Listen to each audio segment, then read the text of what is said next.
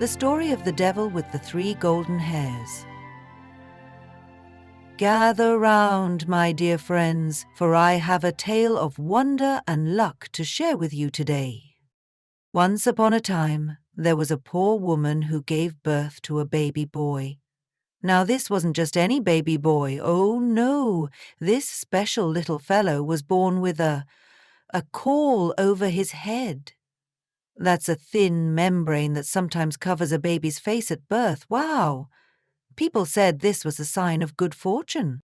The villagers whispered that any child born with a caul was destined for great things. In fact, it was predicted that when this boy turned 14, he would marry the king's daughter. Can you imagine that? From a poor family to marrying a princess. Now, as fate would have it, the king himself happened to visit this very village shortly after the baby was born. No one recognized him as the king, and when he asked for any news, the villagers eagerly told him about the special baby and the prediction. A child born with a caul, they said. Everything he does will turn out well, and guess what? They say he'll marry the king's daughter when he's 14. Well, my friends, this king had a rather grumpy heart. He didn't like the idea of his daughter marrying a poor boy one bit. So he went to visit the baby's parents, pretending to be friendly. "You poor people," he said with a fake smile, "let me take your child. I'll take good care of him." At first, the parents refused. Of course they did. But when the king offered them a big bag of gold coins, jingle, jingle, they thought, well, he is a child of good fortune, and everything must turn out well for him. So they agreed and handed over their baby. As soon as the king was alone with the baby, he put the poor little thing in a box and rowed until he came to a deep river. Splash! He threw the box into the water, thinking, "That takes care of my daughter's unwanted suitor." But guess what? The box didn't sink. It floated, just like a little boat, and not a single drop of water leaked inside. The current carried the box downstream, where it floated for miles and miles, until it reached a mill near the king's city. A miller's boy spotted the box caught in the mill dam. "Ooh, what's this?" he wondered, fishing it out with a hook. He thought he'd found treasure, but when he opened it, surprise! There was a healthy, happy baby boy inside. The kind miller and his wife had no children of their own, and they were overjoyed. "God has given him to us," they said, cuddling the baby. They raised him as their own, and the boy grew up strong, kind, and good. 14 years passed in the blink of an eye. Then, one stormy day, crash, boom! The king took shelter in the very same mill. He noticed the tall, handsome boy and asked the miller, "Is this your son?" "No, your majesty," the miller answered. "He's a foundling. 14 years ago he floated down to our mill dam in a box, and my boy pulled him out of the water." The king's face went pale. He knew immediately this was the child of good fortune he had tried to get rid of. But he kept his cool and said, "My good people, could this youth deliver a letter to the queen for me? I'll give him 2 gold pieces as a reward."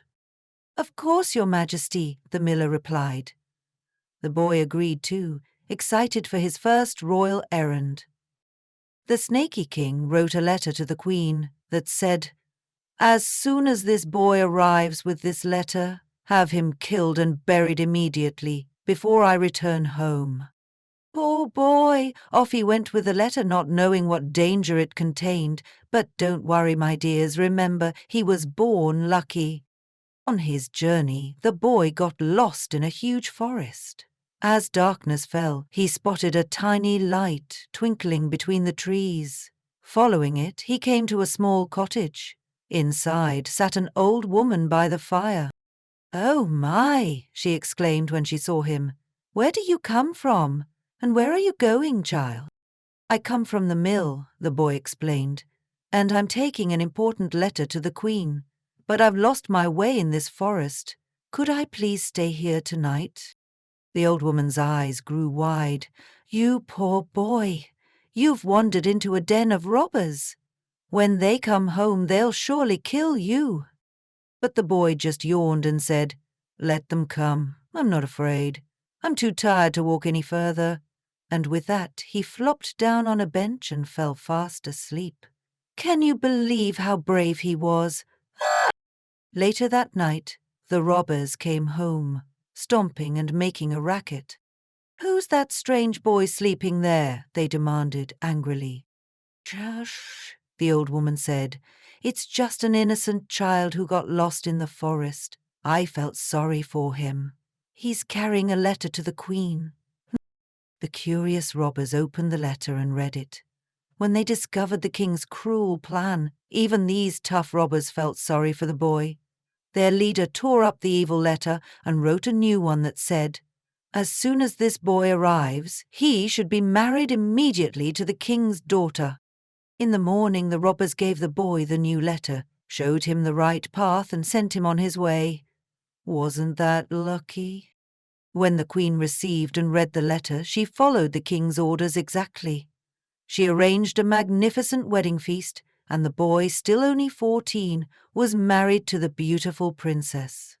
The princess found him handsome and kind, and they lived together happily. Some time later, the king returned to his palace and, goodness gracious, discovered that the prophecy had come true. The boy had married his daughter. "How did this happen?" he spluttered. "I gave completely different orders in my letter." The queen handed him the letter. "See for yourself what you wrote, my dear." The king read it and realized someone had switched his letter. He turned to the boy and demanded, "What happened to my original letter? Why did you bring a different one?" "I don't know anything about that," the boy answered honestly. "The letter must have been changed when I slept in the forest." The king was furious. "You won't have everything your own way," he shouted. "Whoever wants to stay married to my daughter must bring me 3 golden hairs from the devil's own head. Bring me what I want, or you'll lose my daughter forever." The king was sure this impossible task would get rid of the boy for good. But our hero simply smiled and said, "I'll fetch the golden hairs. I'm not afraid of the devil." And so, with a kiss for his new wife, the brave young man set off on his journey. Can you feel the adventure beginning? His road led him to a large town where the watchman at the gates asked, "What's your trade, young man? What do you know?" "I know everything," our hero replied confidently. "Then perhaps you can help us," said the watchman. "Our market fountain once flowed with delicious wine, but now it's completely dry. Not even water comes out. Can you tell us why?" "That you shall know," promised the boy. "Just wait until I return." He travelled on to another town, where another gatekeeper asked what he knew. "Everything," our hero answered again. "Then do us a favor," begged the gatekeeper. "We have a tree that once grew golden apples, but now it won't even grow leaves. Can you tell us why?"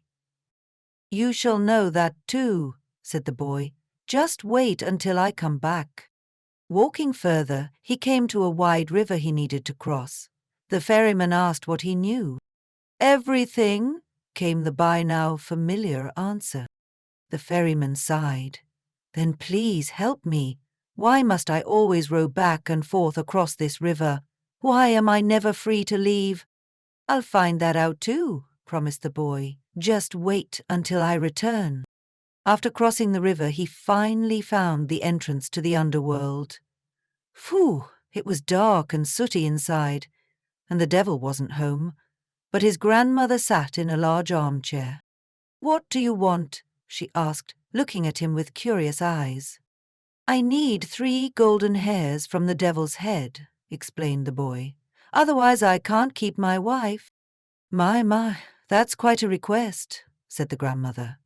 "If my grandson finds you here, he'll be very angry, but you seem like a nice boy, so I'll try to help you." With a wave of her hand, she turned him into a tiny ant. "Quick, quick," she whispered. "Crawl into the folds of my dress where you'll be safe." "Thanks," squeaked the ant boy. But there are 3 things I need to know as well.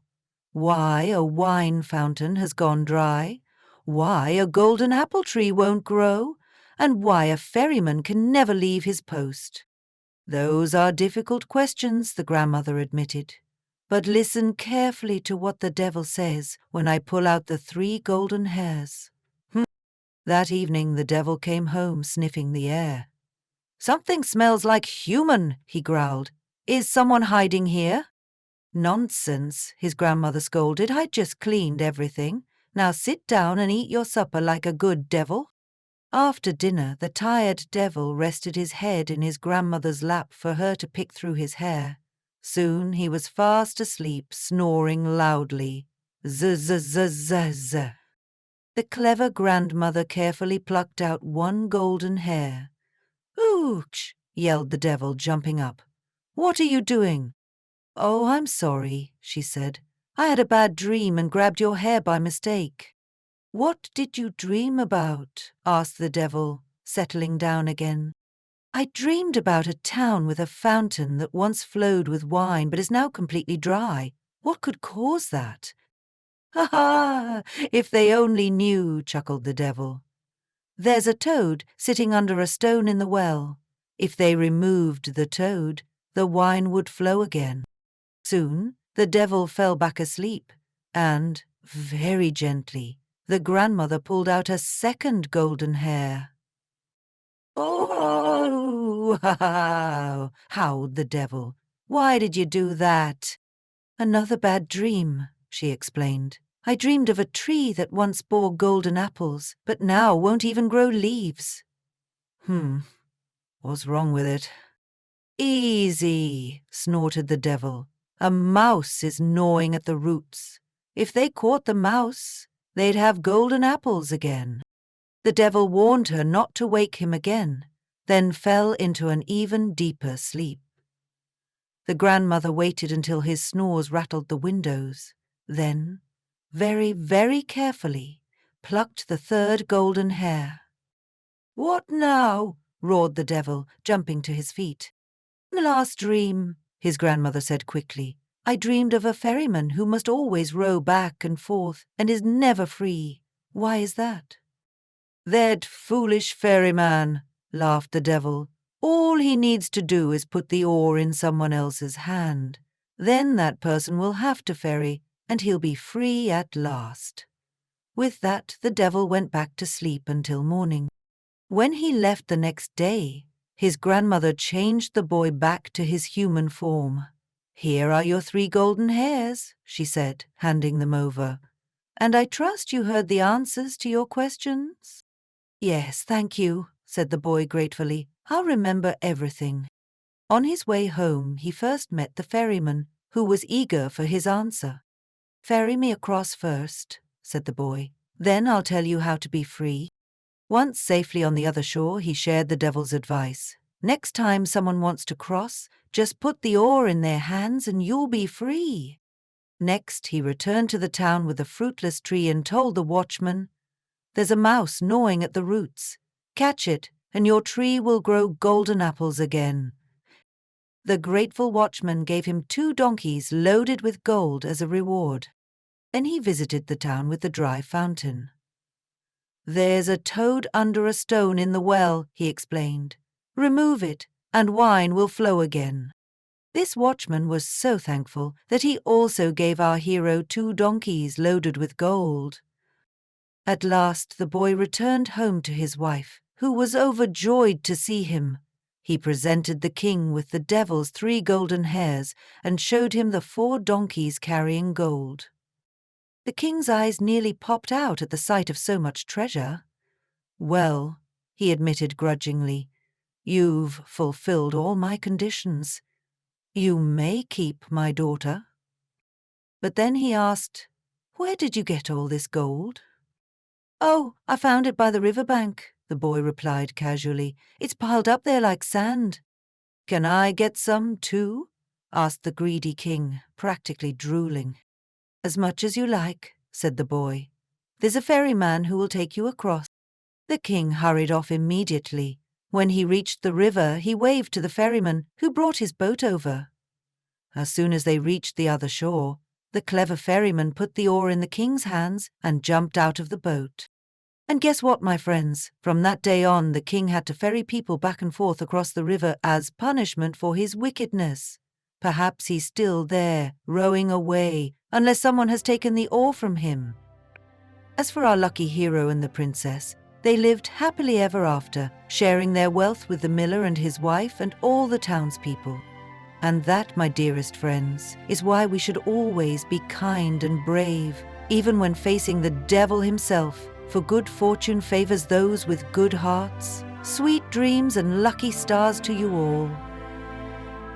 Thank you for listening, and I hoped you liked this story. If you enjoyed it, please take a moment to like this video and subscribe to my channel. I have plenty more fairy tales for you.